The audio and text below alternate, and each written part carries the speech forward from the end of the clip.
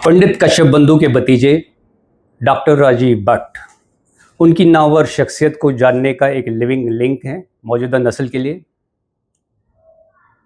परिवार का हिस्सा होने की वजह से डॉक्टर भट्ट ने अपनी ज़िंदगी का बहुत एक अरसा बंधु जी की सरपरस्ती में गुजारा है, इसलिए उनसे जुड़ी दिलचस्प और नायाब बातें उनसे बेहतर कोई और नहीं जान सकता है।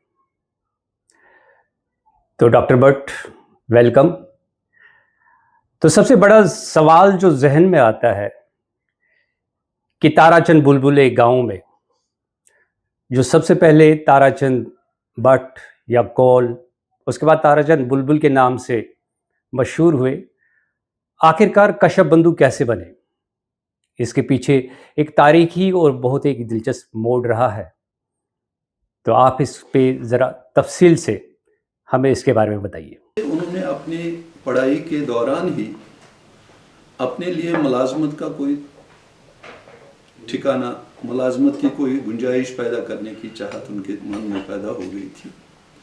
और इस सिलसिले में जब वो अभी एसपी स्कूल था उन दिनों में, जब वो वहीं से फारिग हुए थे मैट्रिक की एजुकेशन कंप्लीट करने के तुरंत बाद, तो उन्होंने नौकरी की तलाश शुरू करी। इस सिलसिले में उनको कैसे मिले नौकरी, कैसे वो गुंजाइश पैदा करें, कैसे कहीं सिफारिश हो, तो महाराजा सरकार की हुकूमत में तो पॉसिबल नहीं था एक गांव वाले बैकग्राउंड देहाती लड़के के लिए कहीं पहुंच के अपने लिए गुंजाइश पैदा करना।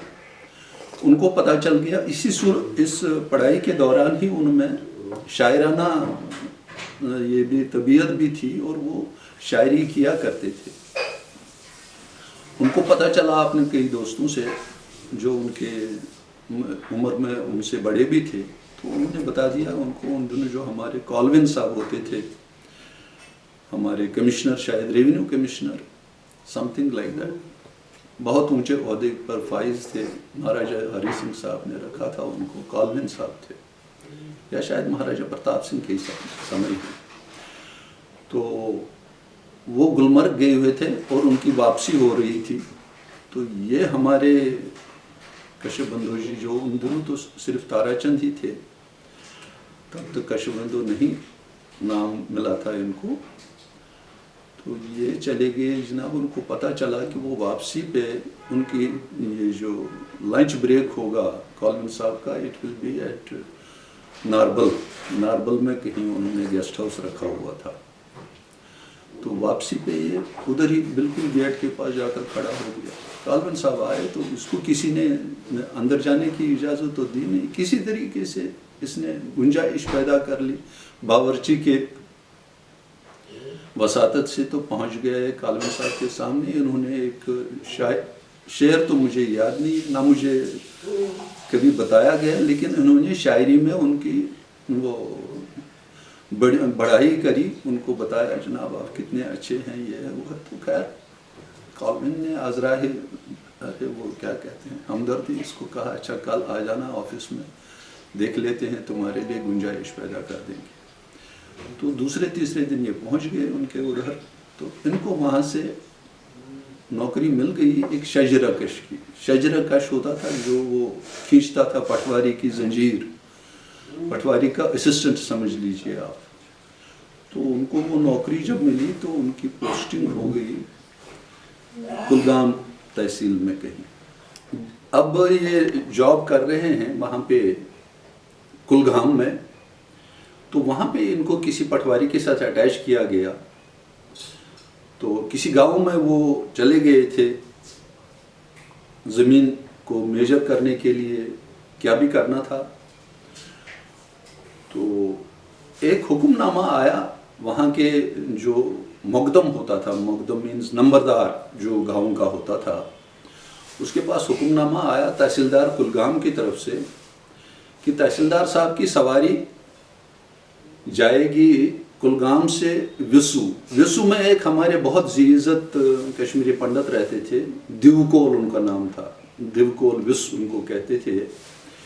तो उन्होंने इनवाइट किया था तहसीलदार कुलगाम को डिनर के लिए या چھٹی منانے کے لیے 1-2 دن ادھر رکنے کے لیے. تو تحصیلدار صاحب کلگام میں ہوتے تھے تو ان کی سواری جانی تھی کلگام سے رسو.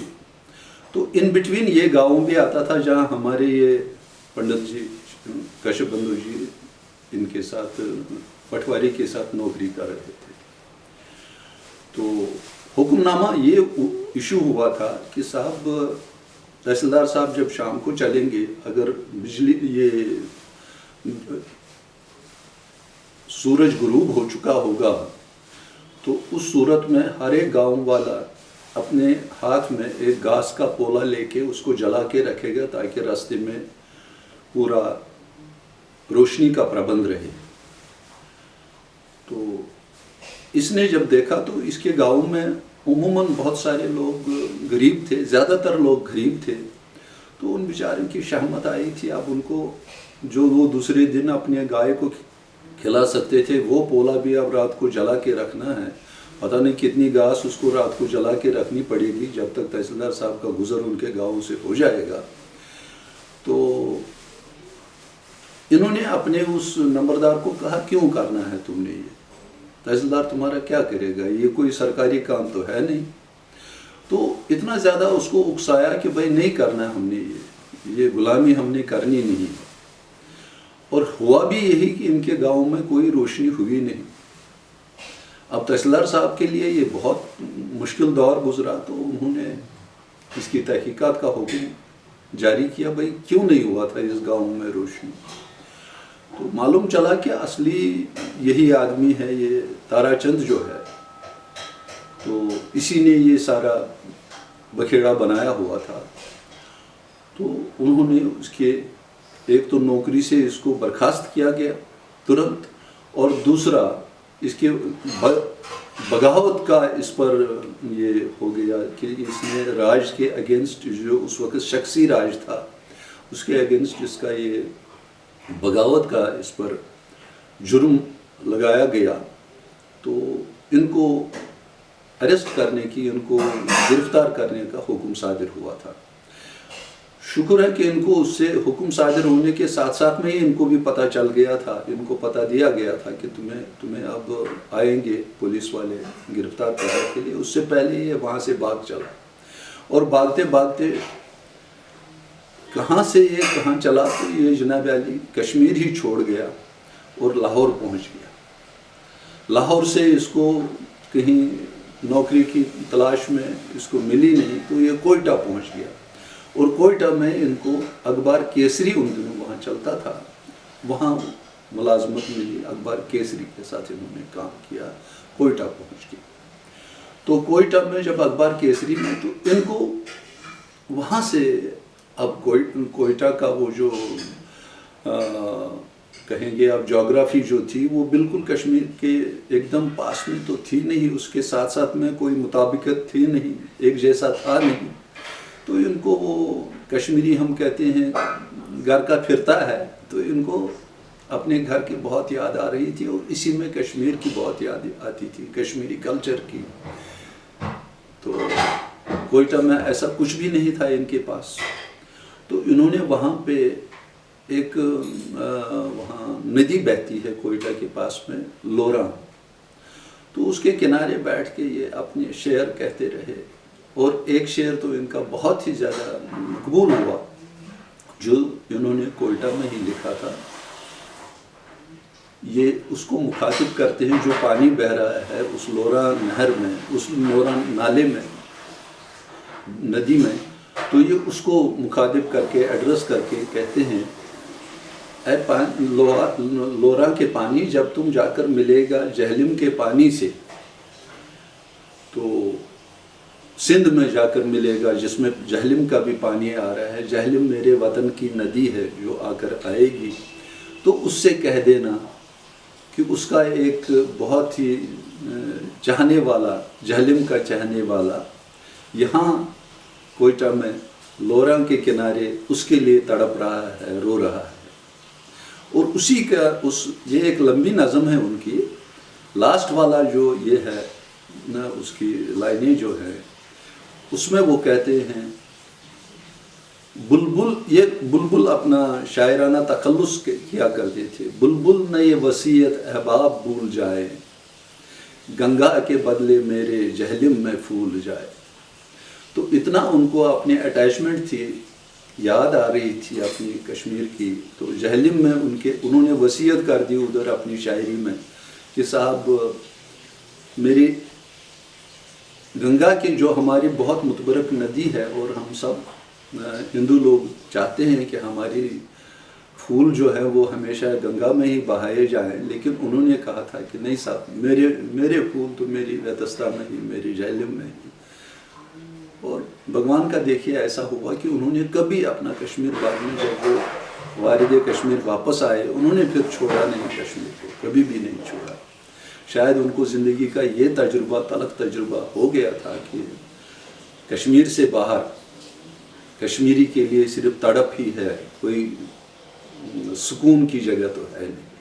اور اس کا پورا آج کل کے دور میں ہمیں دیکھنے کو مل رہا ہے، جب ہر ایک کشمیری جو بھی باہر مجبوری کی حالت میں کشمیر سے باہر آ گیا ہے، تڑپ رہا ہے واپس اپنے کشمیر میں جانے کے لیے.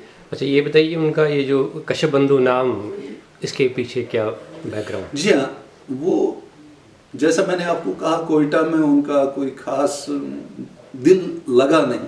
حالانکہ نوکری تھی، عزت بھی تھی، لوگ خوب چاہنے لگے تھے تارا چند بلبل کو، لیکن ان کو اپنا وہ خلوص نہیں مل رہا تھا، اپنی کمپنی نہیں مل رہی تھی.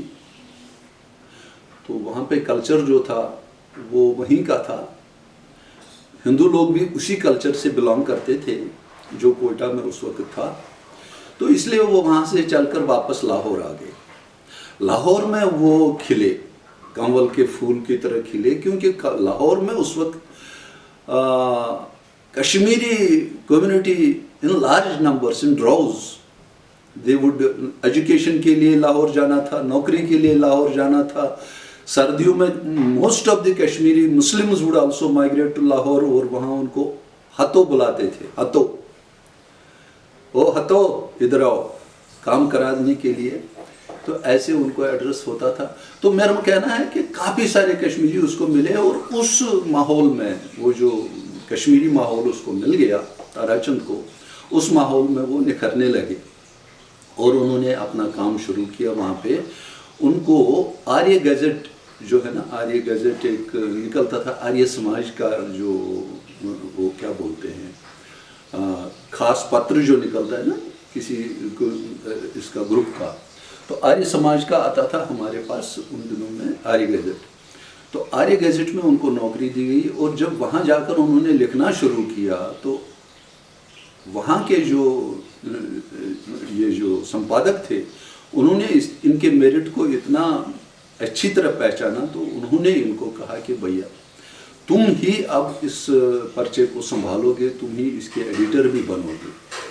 ایک تو وہ آریہ گیزٹ کے ساتھ منسلک ہو گئے، خوب ان کی مشہوری ہو گئی. لکھنے میں تو ان کا کوئی جواب تھا نہیں، کافی ترار سے لکھتے تھے، اور ساتھ میں ان کو کشمیریوں کے ساتھ گل مل کے کام کرنے کا موقع مل گیا.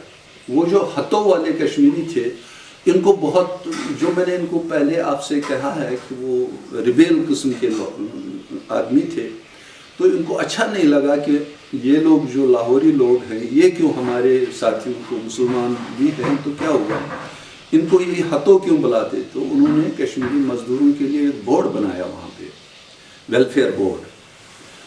تو اس کے بالکل ہر تو کر تو بن گئے. اس میں کافی سارے اور لوگوں کا بھی ان کو سہایتا ملتی رہی، جس میں اقبال کی بات آ سکتی ہے، ان کی سرپرستی ملی.